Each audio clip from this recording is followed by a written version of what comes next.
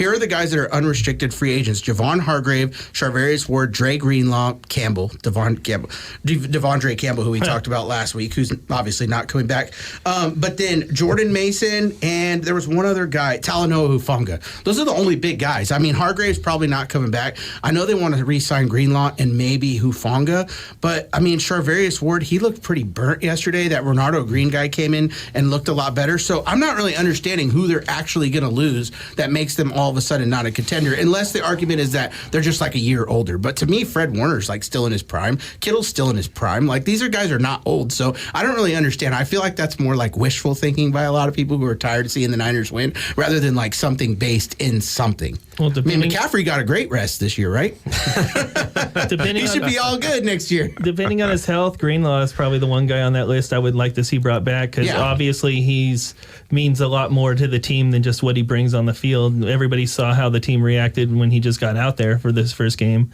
But for the Niners, they've got still a solid core, but they're going to have to make a few decisions because they've got some dead cap coming up with all the restructured deals they've done. So they're probably going to have to cut a Debo or cut a guy or two that they don't like. Yeah. So for them, it's really going to come down to how they navigate the draft and how they continue to draft. Yeah, there's been a lot of times. Yesterday wasn't one of them, but there's been a lot of times where I wondered if they didn't have Debo in the game, if they would have fared better the entire game. He's been that bad this season. Like, in every other game, he's been that bad. What's his name? Chris. He's on the show sometimes. He likes the Dolphins.